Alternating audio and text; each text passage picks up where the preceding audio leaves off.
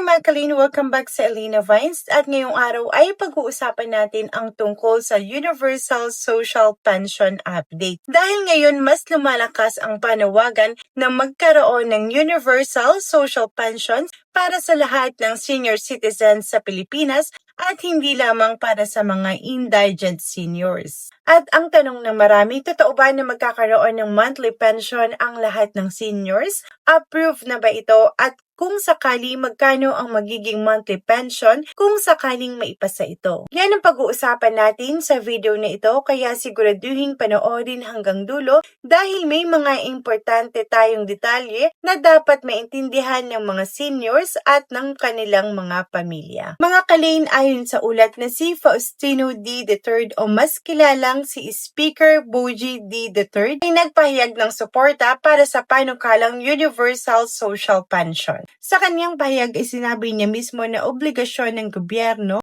na protektahan at tulungan ang mga matatandang Pilipino na buong buhay na nagsekripisyo para sa kanilang pamilya at para sa bansa. At dahil dito, mas umiinit ngayon ang usapin tungkol sa Universal Social Pension.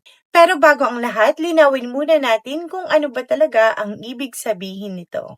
Sa kasalukuyan kasi mga Kalin, ang meron lamang ngayon ay yung tinatawag nila na Social Pension for Indigent Senior Citizens na galing po ng DSWD. Ito yung monthly assistance sa 1,000 pesos na ibinibigay para lamang sa mga qualified na indigent senior citizens. Dahil hindi lahat ng seniors ay nakakakuha nito. Na maging qualified ka, dapat wala kang permanenteng trabaho, wala kang pensyon, mahina o may sakit, at walang sapat na support galing sa pamilya. Kaya maraming senior citizens ang hindi kasama rito kahit nahihirapan din sila sa pang-araw-araw na gastusin.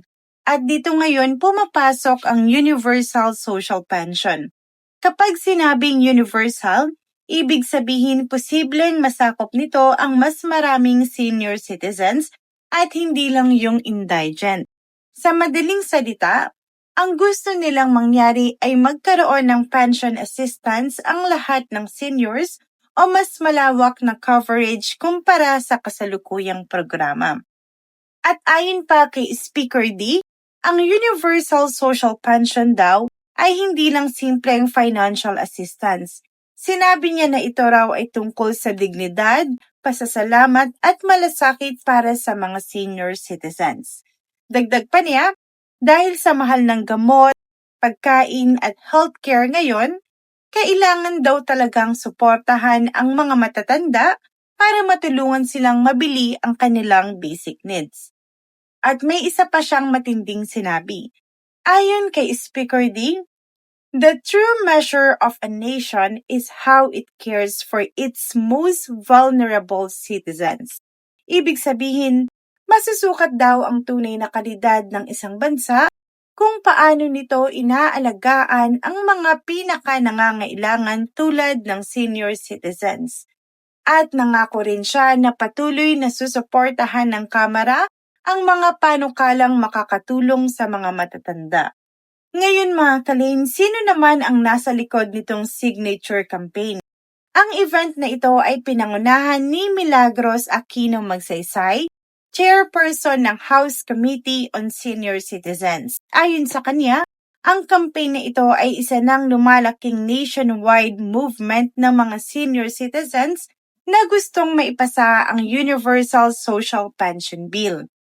At sinabi rin niya na matagal na niyang isinusulong ang panukalang ito simula pa noong 17th Congress. Ayon pa sa kanya, dahil sa sunod-sunod na economic crisis at hirap ng buhay ngayon, mas kailangan na raw ang Universal Social Pension. At isa pa sa pinaka-importanteng detalye, sinabi niya na simula pa lamang po ito. Patuloy pa rin silang mangangalap ng signatures mula sa iba't ibang probinsya, lungsod at munisipalidad hanggang sa marinig daw ang boses ng senior citizens at tuluyang maging batas ang panukalang ito.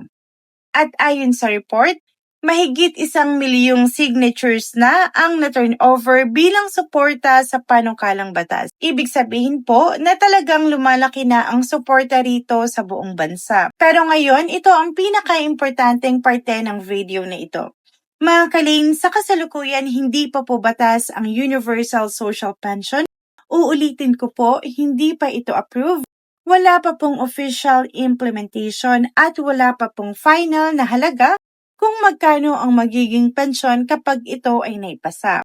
Kaya kung may makita man kayong videos online na nagsasabing approved na, automatic may pensyon na lahat, sure na ang ayuda, mag-ingat muna tayo. At laging tingnan kung may official announcement na mula sa gobyerno. Dahil sa ngayon, ang nangyayari pa lamang ay may panukalang batas, may suporta mula sa ilang lawmakers, may signature campaign, at patuloy pa itong itinutulak sa Kongreso. At tandaan mga kalin, mahaba pa ang proseso bago maging ganap na batas ito. Kailangan pa nating dumaan sa committee hearings, House approval, Senate approval, bicameral conference at pirma ng Pangulo. Pero kahit hindi pa ito approved, malaking development pa rin ito dahil ibig sabihin mas napapansin na ngayon ng gobyerno ang kalagayan ng mga senior citizens. At posible ring mas lumakas pa ang usapin tungkol dito sa mga susunod na buwan. Kaya mga kalin, gusto kong malaman ang inyong opinyon. Sang-ayon ba kayo na magkaroon ng Universal Social Pension para sa lahat ng senior citizens? At kung sakaling mapasa ito, magkano kaya ang sapat na monthly pension para makatulong sa ating mga lolo at lola? Kaya naman para mas maabot pa ang boses natin sa mga mambabatas, i-share ang video na ito sa inyong mga Facebook groups, GC ng pamilya o i-text ang link kay lolo at lola. I-comment sa ibaba ang inyong opinion. At kung bago ka pa lamang dito sa ating channel, huwag kalimutang mag-like. Kung bago ka pa lang dito sa ating channel, huwag kalimutang mag-like, subscribe at pindutin ang notification bell para lagi kayong updated sa mga balita at benepisyo para sa ating mga senior citizens.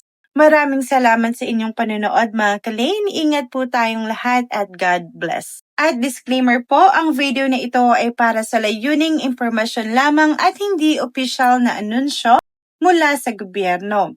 Ang Universal Social Pension ay kasalukuyang panukalang batas at hindi pa naipapasa o naiimplementa. Ang detalye, halaga at petsa ng simula ay maaaring magbago, mangyaring sumangguni sa opisyal na website ng SSS, DSWD o House of Representatives para sa pinakabagong impormasyon. Maraming salamat po.